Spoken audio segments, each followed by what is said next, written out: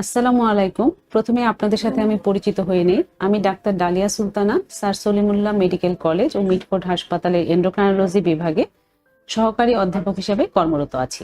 আজ আপনাদের আমি খুব কমন একটি রোগ সম্পর্কে জানাবো, সেটি হচ্ছে থাইরয়েড রোগ ও তার চিকিৎসা। এখন থাইরয়েড রোগটা কি? এটা আসলে আমরা সবসময় রোগীদের কাছে রোগীরা এসে বলে যে আমার হরমোনের রোগ হয়েছে, আমার হরমোনের ডাক্তার দেখাবো। আসলে থাইরয়েড রোগটা হচ্ছে একটি হরমোন জনিত রোগ। আমাদের শরীরে বিভিন্ন জায়গায় বিভিন্ন গ্রন্থি আছে, সেসব গ্রন্থি থেকে গ্রন্থি রস বা হরমোন নিঃসৃত হয়। ঠিক তেমনি একটি গ্রন্থি হচ্ছে থাইরয়েড গ্ল্যান্ড। সেটি গলার সামনের দিকে থাকে, প্রজাপতির মতো একটি গ্ল্যান্ড, এবং এই গ্ল্যান্ড থেকে এক ধরনের হরমোন বা গ্রন্থি রস সিক্রেট হয়, যেটা রক্তের মাধ্যমে গিয়ে শরীরে বিভিন্ন ধরনের কার্যক্রম সাধন করে।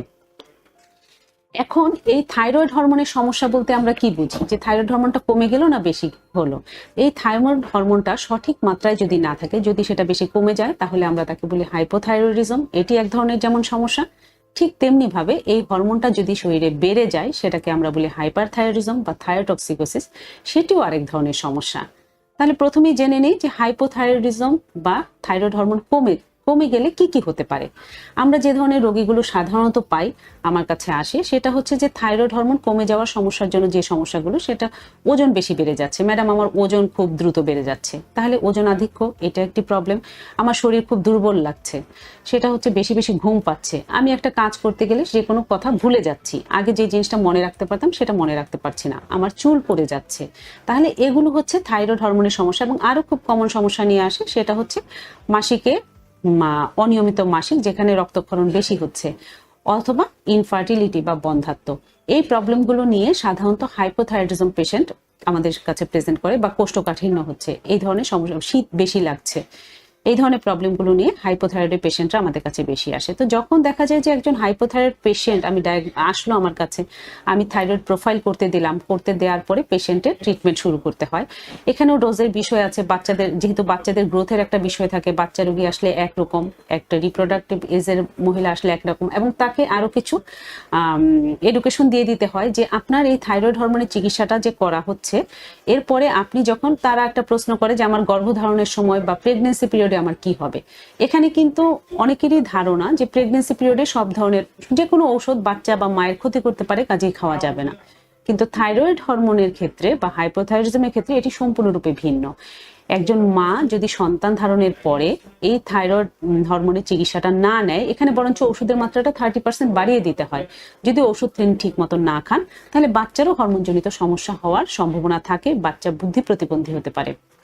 কাজেই যখন আমরা একজন হাইপোথাইরয়েড রোগীকে চিকিৎসা করব, তখন সাথে সাথে তিনি যদি মহিলা হন, তাকে এটাও বলে দিতে হবে আপনার যদি প্রেগনেন্সির প্ল্যানিং থাকে তাহলে, এবং বাচ্চা কনসিভ করার পরে অবশ্যই একজন হরমোন বিশেষজ্ঞ পরামর্শ নেবেন। এবং এক্ষেত্রে খুব ভালো ভালো কিছু ওষুধ আছে, আমরা সেগুলো সাধারণত সাজেস্ট করে থাকি। যেমন থাইরক্স নামক একটি ওষুধ আছে, থাইরক্স, থাইরিন, থাইরোলার, বিভিন্ন নামে পাওয়া যায়। তো সেই ওষুধগুলো খাওয়ারও কিছু নিয়ম আছে, সেটাও বলে দিতে হবে। কারণ রোগীরা যে করে, যে ওষুধটা খাচ্ছে, খাওয়ার পরপরই সকালে ঘুম থেকে উঠে ওষুধ খেলাম, ওষুধ খেয়ে আমি নাস্তা করলাম, অফিসে চলে গেলাম আদার্স ওষুধপত্র খেয়ে। কিন্তু এটা হবে না। ওষুধটা খাওয়ার পরে সাধারণত 2 ঘন্টা গ্যাপ দিতে হবে। যে একটা থাইরক্স ওষুধ বা থাইরয়েড রিপ্লেসমেন্ট আমরা যখন নিচ্ছি হরমোনের, সেটার পরে আমাকে 2 ঘন্টা গ্যাপ দিতে হবে এর মাঝে, খাওয়া দাওয়া বা অন্যান্য ওষুধ খাওয়ার মাঝে। তাহলে রোগী যদি সেটা, অনেকে বলে যে আমি সকালে অফিসে চলে যাই, এত ব্যস্ত, এটা আমার পক্ষে সম্ভব হচ্ছে না। আমরা সাধারণত বলি সকালে উঠে নামাজ পড়ি আপনি ওষুধটা খেয়ে নেবেন, তারপরে 1 ঘন্টা পরে আপনি বাকি কাজকর্ম অন্যান্য ওষুধপত্র খাবেন।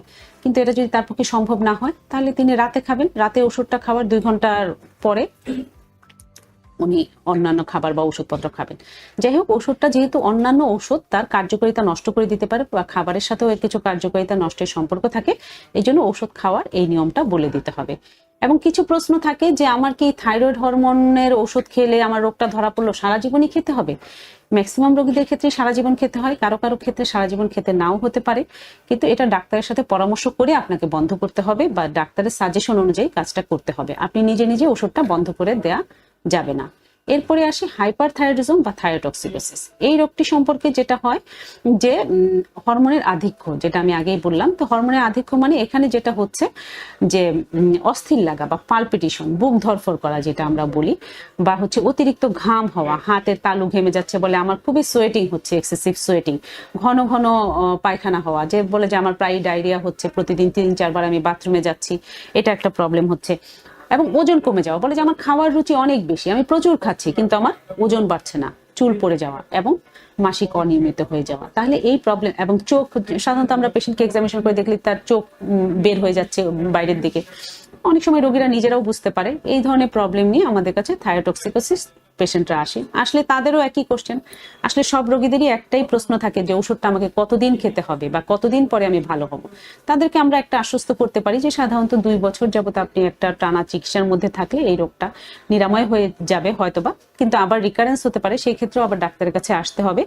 এক্ষেত্রেও বেশ ভালো ভালো কিছু ঔষধ আছে, সেগুলো প্রথমে আমরা বেশি মাত্রায় শুরু করি, তারপর আস্তে আস্তে ডোজ কমাই দিই। সেটা হচ্ছে মুখে খাওয়ার ওষুধ। এছাড়া রেডিও আয়োডিন থেরাপি বলে কিছু চিকিৎসা আছে, সেটাও আমরা করি। অথবা কোনো কোনো ক্ষেত্রে সার্জারির প্রয়োজন হয়, যে থাইরয়েড গ্ল্যান্ডটা ফেলে দিতে হবে, সেটাও প্রয়োজন হয়। তাহলে এই থাইরয়েড হরমোনের তারতম্যের কারণে দেখা যাচ্ছে আমাদের জীবনযাত্রায় অনেক ধরনের প্রবলেম হতে পারে।